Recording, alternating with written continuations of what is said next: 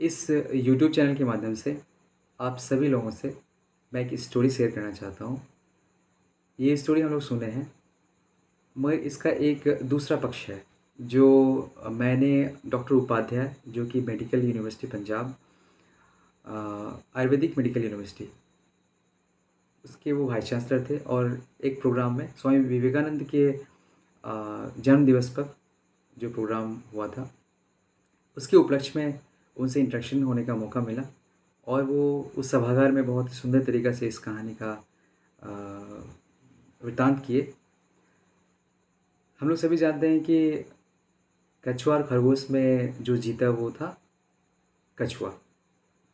इस कहानी को बताने का प्रमुख कारण ये होता है कि यदि कोई व्यक्ति धीमी गति से भी कार्य करता है और वो निरंतरता को बनाए रखता है, तो आज नहीं तो वो कल सफल होगा, जो कि बिल्कुल सही है। और सभी लोगों की गति एक जैसे नहीं हो सकती। कहते हैं कि जैसे कि आपको रेस लगाना है, तो आप हाथी को पानी में उतार देंगे और बोलेंगे कि मछली के साथ रेस लगाओ, तो कैसे होगा? तो क्योंकि ये रेस लगाना ही गलत हो जाएगा। तो एक हिसाब से देखा जाए तो कछुआ और खरगोश में जो रेस था वो खुद में गलत था। मगर यहाँ पे हम इस कहानी के माध्यम से हम लोग मानवीय गुण को प्रकाशित करके उसमें इम्प्रूवमेंट लाने का प्रयास करते हैं कि कैसे उसके गुण को बढ़ाया जाए। यदि कोई व्यक्ति है वो बहुत तेज़ी से काम नहीं कर सकता, ठीक है, वो धीरे से काम करे, वह निरंतरता से काम करे। तो चलिए कहानी के ऊपर ध्यान देते हैं कि खरगोश और कछुआ में कछुआ जीत गया। क्यों? क्योंकि खरगोश जो है सो आधे रास्ते में सोचता है कि कछुआ तो बहुत धीरे से चलता है, हम थोड़ा आराम कर लेते हैं, और उसी क्रम में वो शायद सो जाता है।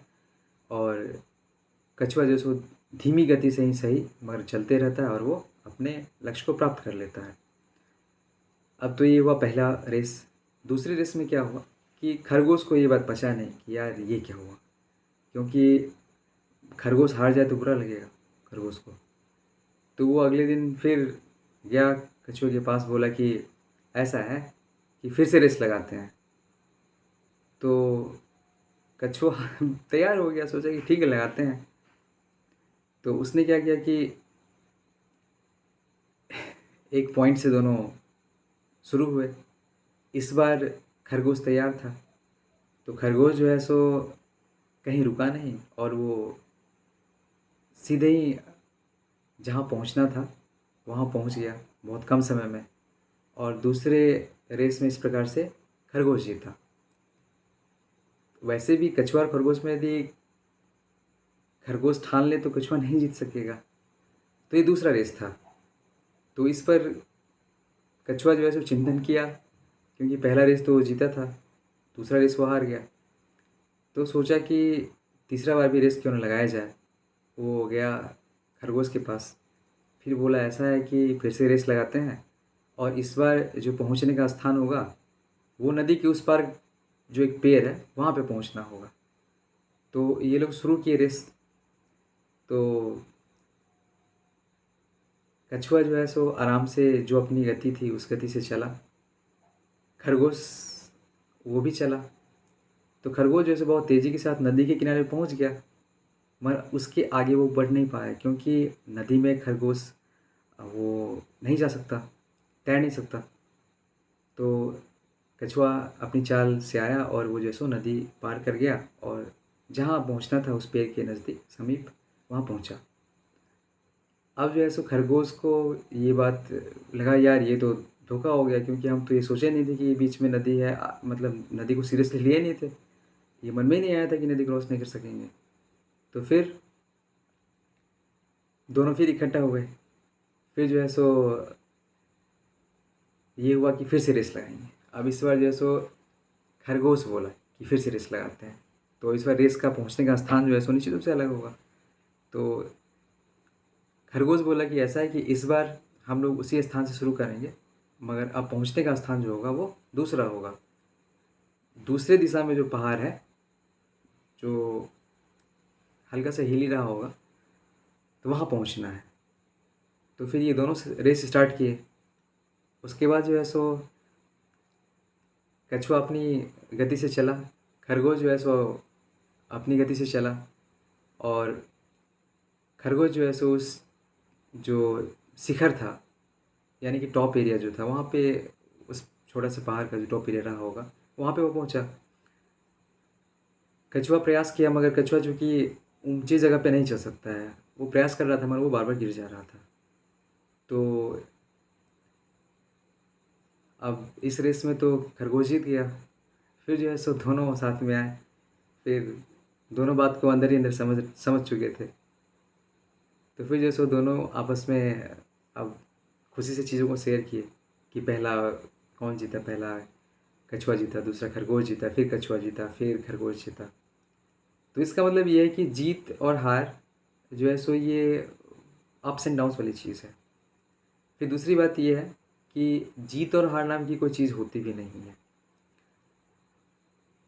होता ये है कि यहाँ पे इंग्लिश में एक वर्ड है कंपटीशन और दूसरा वर्ड है कोऑर्डिनेशन।